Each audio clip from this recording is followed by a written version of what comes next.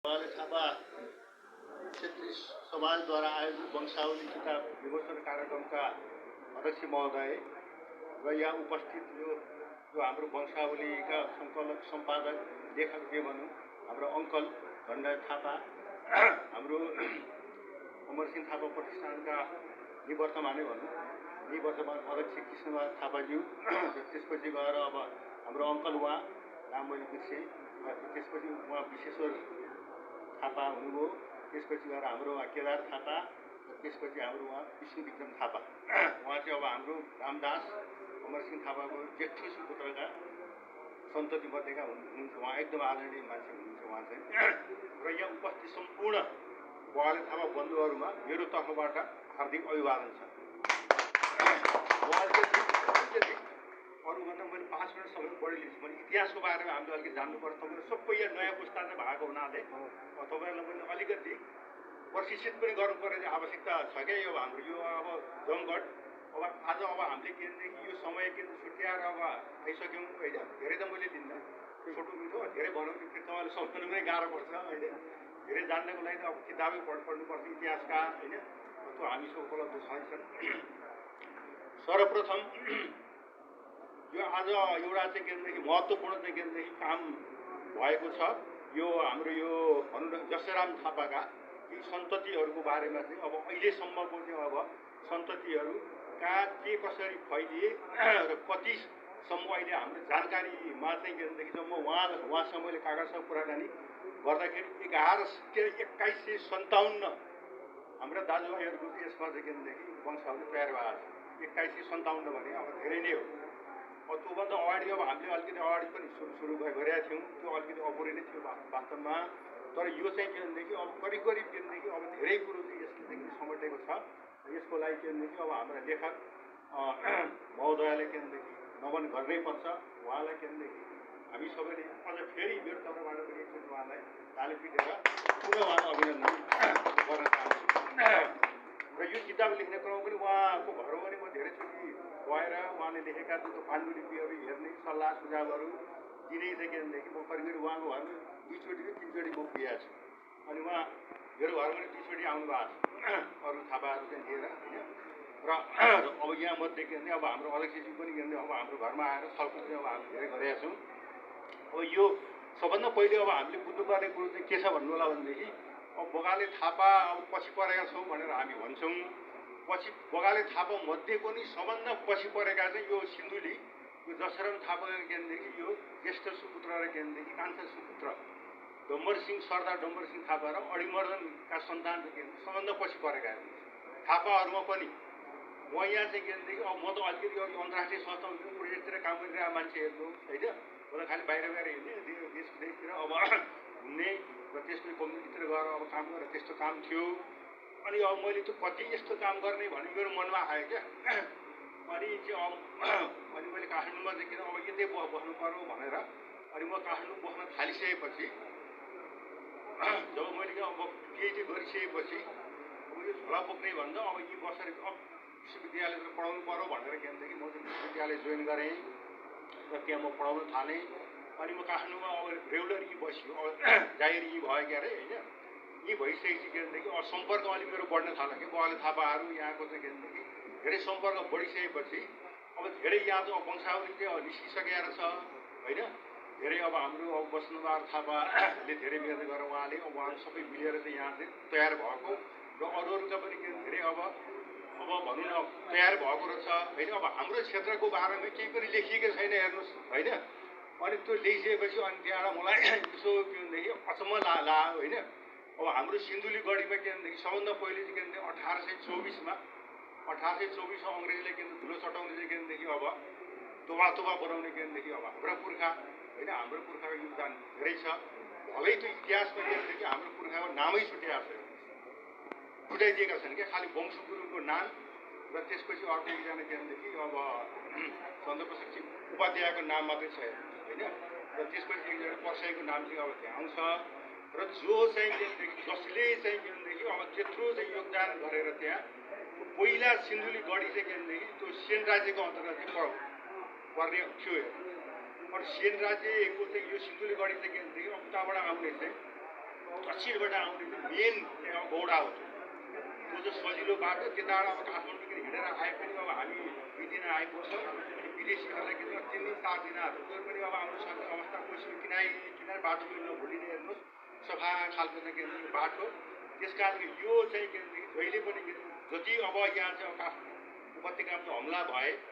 अब यो समष्टि तुगलकदेखि लिएर यो चाहिँ भनौँ मुसलमानहरूको आक्रमण भयो त्यो सबै सिन्धुलीगढीको बाटो भएर आएर चाहिँ के भन्छ कान्तिपुरमा चाहिँ उहाँहरूले हमला गरेका थिए उनीहरूले चाहिँ त्यस कारणले के भनेदेखि अब उहाँले अलिकति इतिहास चाहिँ अब हाम्रो केदार थापाज्यूले चाहिँ अब प्रकाश पारिसक्नु भएको छ म त्यहाँ जान्नु होइन जब जसराम थापा चाहिँ के भनेदेखि अब यो जयप्रकाश मल्लसँग अब भन्नु ठाकटुक्क परिसकेपछि जब उहाँ चाहिँ किन अब यो काठमाडौँ उहाँ चाहिँ के भनेदेखि अब भन्नु कान्तिपुरमा चाहिँ बस्न सक्ने अवस्था आएन होइन जब उहाँ चाहिँ अब यो सबै परिवारहरू लिएर के भनेदेखि अब बनारसतिर गएर बस्ने त्यहाँ गएर चाहिँ के निर्वाचनमा जाने भनेर के भनेदेखि हिँड्नुभयो त्यतिखेर बाटो चाहिँ अब दोहजको बाटो थियो दोहजको त्यतिखेर चाहिँ के भन्छ गोर्खाली सेनाको कब्जामा थियो होइन अब तर केही बाटो चाहिँ क्रस नगरिकन उतातिर जान सक्ने अवस्था थिएन अनि अब जसराम थापा चाहिँ के भनेदेखि जयप्रकाश मल्लको बाउको पाला जगतजयको पालादेखि चाहिँ के भनेदेखि चाहिँ उहाँ चाहिँ के भनेदेखि यहाँको भारदार जसराम थापा होइन अनि त्यो यहाँ उहाँलाई सबै अब परिस्थिति सबै थाहा भएको जानकारी चाहिँ भएको र त्यो कुरो चाहिँ के भनेदेखि अनि जसराम थापाहरू चाहिँ यसरी चाहिँ कान्तिपुर छोडेर जयप्रकाशको के भनेदेखि अब भनौँ न लाई के भनेदेखि ठाकटुक्क भएर पुरा नमिलेर के भनेदेखि यसरी भाग्दैछ भन्ने कुरो चाहिँ के भन्छ पृथ्वीनारायण शाहका सेनाले थाहा पाइसकेर उहाँलाई पक्रिसकेपछि अनि उहाँ पृथ्वीनारायण शाह त्यतिखेर नुवाकोट दरबारमा के भनेदेखि उहाँको बसाइ थियो र त्यसपछि गएर उनलाई पक्रिएर त्यहाँ नुवाकोट लिएर गए र सारा नारीगरी चाहिँ के भनेदेखि अब पृथ्वीनारायण शाहले चाहिँ अब सोधिसकेपछि थाहा पाइसकेपछि ए ल तिमी चाहिँ के भनेदेखि अब हाम्रा शत्रु मल्ल राजाका के आनी बानी सब के थाहा पाएका चाहिँ के भनेदेखि भारदार छौ तिमी हामीलाई चाहिँ काम लाग्ने मान्छेहरू छौ तिमी के भने अब विदेशतिर अन्तर्निर्वासनमा जाने होइन तिमी यहीँ दरबारमा बस हामीलाई सहयोग गर र तिम्रो व्यवस्था चाहिँ के भनेदेखि अब म गर्छु तिमी यहीँ दरबारमा बस भनेर कि पृथ्वीनारायण शाहले भनेपछि अनि पृथ्वीनारायण शाहसँग गोर्खालीहरूसँग चाहिँ एउटा फर्मल किसिमको चाहिँ सम्झौतै भयो त्यहाँ सम्झौता भइसकेपछि पृथ्वीनारायण शाहको सम्पर्क भयो जसरी थापाको र त्यसपछि गएर उहाँले अब त्यो एकीकरण अभियानमा चाहिँ त्यहाँबाट जानुभयो उहाँको पूर्वतिर के भनौँ न टिस्टा नदीसँग अब लडाइँ परे त्यतातिर के जानुभन्दा अगाडि पनि भनेदेखि अब उहाँले के सल्लाह दिनुभयो भनेदेखि अब उहाँ चाहिँ के यो तराईतिर सबै उहाँ युद्ध गरेर के सबै अब जानकारी भएको होइन जानकारी भएको कारणले गर्दाखेरि चाहिँ अब यो सेन राज्य अन्तर्गत पर्ने जुन सिन्धुलीगढी छ यो चाहिँ के भनेदेखि अब हामी गोर्खालीहरूले यो दिनुपर्छ यो यदि दिन सकेनौँ भनेदेखि अब हामीले फेरि अङ्ग्रेजको के भनेदेखि अब आक्रमण यहाँ हुनसक्छ र के भनेदेखि अब त्यो भोलिका दिनहरूमा चाहिँ 18 वर्ष भनेर के भनेदेखि उहाँले सल्लाह दिइसकेपछि पृथ्वीनारायण शाह गएर चाहिँ अध्ययन गर्न आफै जानुभएको छ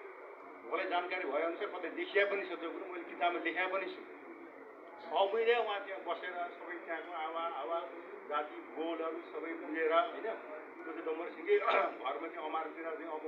बसेर होइन र त्यसपछि गएर के भनेदेखि अब उहाँको सल्लाह अनुसार चाहिँ अब यहाँको अवस्था थाहा भइसकेपछि अब चाहिँ यो सिन्धुलीगढी सेन राज्यबाट अब हामीले चाहिँ हात पार्नुपर्छ भनेर के अरे उहाँको एउटा निर्णयको अन्तिम चाहिँमा पुगिसकेपछि अनि त्यसपछि गएर त्यहाँ हमला भएको छ होइन त्यो हमलामा गर्दाखेरि अब वंशगुरुको कारणले गर्दाखेरि वंशगुरुको महत्त्वपूर्ण कमान्डरै थिए त्यतिखेर एकजना राई पनि छ त्यहाँ चाहिँ होइन अर्को एकजना उपाध्यायको भन्ने छन् होइन अब एकजना के भनेदेखि अब गिटारको वर्षाइले चाहिँ के भने ब्रिटिस शाहले अब ऋण दिएको भन्ने छ त्यो लेखिया पनि छ त्यो अब प्रकाशित पनि भएको छ तर मेन मुख्य गरिकन चाहिँ के भनेदेखि त्यो सल्लाह दिने चाहिँ अब हामी चाहिँ के अब हाम्रो अवस्था कमजोरै छ अब अङ्ग्रेजसँग के भने आधुनिक हतियारहरू छन् यिनीहरूको सेना के भनेदेखि अब आधुनिक छ त्यस कारणले यिनीहरूसँग हामीले के भनेदेखि अब खुला फेस टु फेस अब वार चाहिँ के गरेर अब हामीले के अङ्ग्रेजलाई जित्न सक्दैनौँ यो वारमा चाहिँ के भनेदेखि अब हामीले अब छापामार शैली अप्नाएर मात्रै यो वारमा अब हामीले लडाइँ चाहिँ गर्नुपर्छ भन्ने सल्लाह दिने भएको दशरामको सल्लाह त्यही भएर चाहिँ के भनेदेखि सिन्धुलीगढीको चाहिँ अङ्ग्रेजसँग गोर्खालीसँगको के भनेदेखि वारमा चाहिँ फेस टु फेस वार भएको छैन हेर्नुहोस् यहाँ चाहिँ एकदम प्रिल्ला चाहिँ युद्ध गरेर लुक्यो हाम्रा नेपाली सेना गोर्खाली सेनाहरूले गौडामा त ढुकेर ढुरेबासदेखि एउटा टोली ढुरेबासमा बस्यो एउटा ढुरे भन्ज्याङमा बस्यो एउटा चाहिँ के भनेदेखि आडमाथि बस्यो, हाम्रो त्यहाँ आड भन्छौँ, तर त्यसको खास नाम चाहिँ पौवागढी हो। त्यो रियल नाम चाहिँ पौवागढी हो। कसै धेरै मान्छेलाई थाहा छैन। सिन्धुलीगढी भने त अलिक माफ थियो, र जहाँ अहिले युद्ध सङ्ग्रहालय छ त्यो सिन्धुलीगढीमा त अङ्ग्रेजी सेनाको त पुगै पुगेन क्या। हामी सिन्धुलीगढी भनेर भन्छौँ। सिन्धुलीगढी यदि अङ्ग्रेजहरू पुगेको भएदेखि अहिले नेपालमा हाम्रो बनै नै थिएन। त्यो त किन गाविसकेकै हुन्थ्यो। सिन्धुलीगढीमा त अहिले युद्ध सङ्ग्रहालय भएको ठाउँ मेन ठुलो गढी चाहिँ त्यहाँ हो, जिल्ला चाहिँ त्यो ठाउँमा त अङ्ग्रेज कहिले पनि पुगिसकेन। त्यो पौवागढी तलको आडमा चाहिँ के भनेदेखि आडबाटै उनीहरूलाई के भनेदेखि एट्याक गरियो होइन। जब उनीहरू चाहिँ के त्यसरी अब आए तलबाट के भनेदेखि 1600 अब आगा मध्ये 2400 फौज आएको, 2400 फौज आएका मध्ये उनीहरूले के भन्छ सारा खाने कुराहरू हतियारहरू राख्नु होइन। त्यतिखेर अब रसद पानी भन्छ, रसद लिएर आएका होइन। आधुनिक हतियारहरू के त्यो अब पट्टाले टाउमा बोकेर ल्याएको सबैले टाउमा बोकेर आए। अनि अब हाम्रा चाहिँ के गोर्खाली सेनाहरू घोडा लुकेर बसिरहेको थियो। अनि ती सबै चिज चाहिँ के भारी बोक्नेहरूलाई के भने त्यो पौवागढी के आर्ट पट्टजी माथि नाम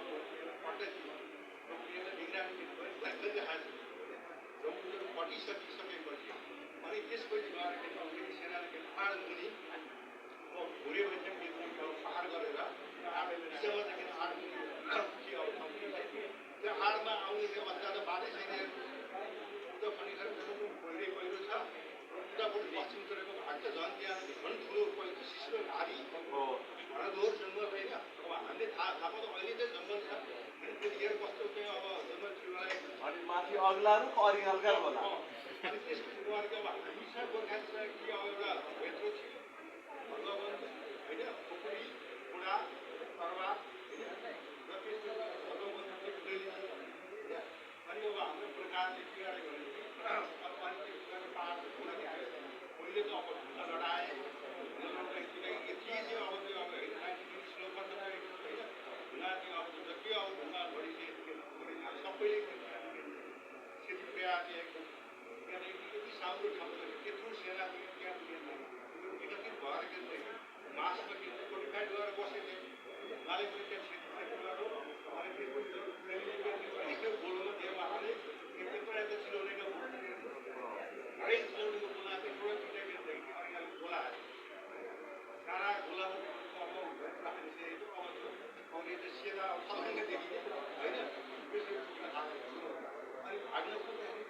सिस्नाको कोटो समाउँदाखेरि अब सिस्नाहरू पोल्लेको होइन। उता भाग्दै अरिहलले छोड्दैन, अरिहलको ढुङ्गा लडाएको थियो होइन। अब ढुङ्गा लडाउँदाखेरि अब मान्छे लाए हाल्दाखेरि अब पहिरो छ लडेर त्यही त के त लडेर मरेको सेना धेरै अब बिहारी सेना लिएको बिहारी सेनाको काम के यसरी चाहिँ ढुङ्गा अलिक बाँकेर अगाडि आउने जतिलाई अनि कसैले अब धेरै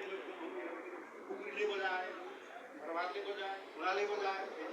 यसरी चाहिँ के भनेदेखि अब 1600 चाहिँ के भनेदेखि सेना चाहिँ आधार भएको भन्ने छ। यो कति सत्य चाहिँ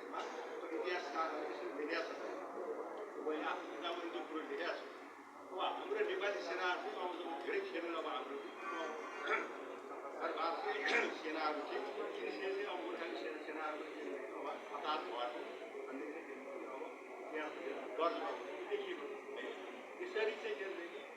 अक्टोबर गरी पनि घाइते भएको झन्डै उसले पनि के भनेदेखि अब ज्यान जोगाएर बल के घाइते अवस्थामा पट्टातिर चाहिँ अब फर्किनु पर्यो चाहिँ होइन। यस्तो भइसकेपछि के भनेदेखि अब सिन्धुलीगढीमा त सबभन्दा पहिले 1824मा चाहिँ 1824 बेलामा त्यो बेलामा चाहिँ के भने राम्रोसँग हार खाइसकेपछि अब त्यहाँको कमान्डरलाई चाहिँ त्यो चोट लाग्यो। गोर्खालीहरू लुगा लगाएको होइन, नेतृत्व चलाएको छन् होइन। त्यसपछि गएर अब कुरा सामान्य भगवा भन्नुहोस् त ढुङ्गा लडाएको ठुलो चोट लगाइसकेपछि अब हात चाहिँ खानु त्यत्रो अब संसार होइन। अहिले पनि घाम नस्ताउने शक्ति होइन ब्रिटिस साम्राज्य होइन। संसारमा चाहिँ के भनेदेखि अब जित्दै आएका होइन होइन नेपाल जस्तो एउटा सानो देश यही बहिनी झारै बहिनी भनेर भागे सानो सेनाबाट यसरी पराजित हुनुपर्दा उनीहरूलाई ठुलो चोट लाग्यो होइन उहाँले भने कस्तो रहेछ यो ठाउँ चाहिँ नेपालमा चाहिँ होइन झारै बहिनी हिँडै बहिनी घुमै बहिनी पढेको हाम्रो होइन भनेर के यसरी थाकेर के केही नसकेर धेरै अनि जब बिआरसी बस्न मानेर हतियार बोक्ने बिआरसीले पनि सबै लुटे थियो खानेकुरो पनि लुटे आलु हतियार गोली गठार सबै लुटिसकेपछि लुटेर उनीहरूले अब फर्काइदिए अनि नेपाली गोर्खाली सेनाको अनि आधुनिक हतियार त्यो त्यहाँबाट प्राप्त गरेको अलिक शक्तिशाली होइन आधुनिक हतियार त्यहाँबाट हात लाग्यो धेरै हतियार हात लाग्यो अनि यसै गरी काममा चाहिँ सबै अब धेरै लामो छ छोटो गरी भनेपछि यसको महत्त्व मात्रै यहाँ यस्ता किसिमको अब हामी गोर्खाका सन्तान हौँ र त्यो सिन्धुली गढीमा त्यो सङ्ग्रहालय यहाँ छ म त्यहाँ गएर अब हेर्न गएँ दुईचोटि गएँ म सबै हेरेँ सबै हेरिसकेपछि अब गोर्खा अब हाम्रो गोर्खा कहाँ छन् भनेर खोज्नु पऱ्यो नि त 2 घन्टा त्यहाँ मैले घुमेँ सारा खोजेँ मैले यताउति गर्दा धीरे सम्पोषण पनि अब मैले त्यहाँ अब देखेँ त्यहाँ एउटा सालकोना राखेर र हामी डम्बरसिंह थापा दशराम थापा अरू यत्रो चाहिँ सक्रियबाट लडेँ नाम निशाना कतै पनि छ यसबाट मैले चाहिँ के बुझेँ भने यहाँ ठुलो राजनीतिक षड्यन्त्रको कारणले गर्दा छुट्याइएको जस्तो लाग्यो अब हाम्रो एक त इतिहासको छुट्याइएको थियो इतिहासको छुट्याउनु पनि मलाई थाहा पनि छुट्याइएको छ नेपालको इतिहासको सम्बन्ध रूपमा त्यो मध्ये पनि के सिन्धुली गढीमा चाहिँ सबभन्दा पहिला अङ्ग्रेजलाई हराउने हिसाबले यो डम्बरसिंह हाम्रो दशराम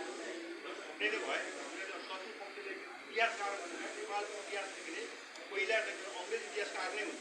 उनीहरूले सबभन्दा धेरै इतिहासहरू अब लेखेको होइन उनीहरू युद्ध मात्र गरेन त्यहाँ लेखेको सामाजिक आर्थिक सांस्कृतिक धार्मिक सारा भौगोलिक अवस्थाको बारेमा अध्ययन गरेँ रिपोर्टहरू निकाल्नु इतिहास उनीहरूले अब लेखेँ त्यो होइन अब ब्रिटिसवारको बारे नेपाल वारको बारेमा चाहिँ एकदम होइन त्यसरी चाहिँ त्यो अब हाम्रो यहाँको नेपालको इतिहासकारले अङ्ग्रेजले जे लेखेको छोड्यो त्यसैको फेर समाएर पछि लेखेर भनेपछि अनि अब हाम्रो पुर्खाहरू छुट्टै नै भयो होइन अनि यसरी चाहिँ के अब यहाँ मैले बिर्सेपछि यहाँ अब आउँदाखेरि अब हाम्रो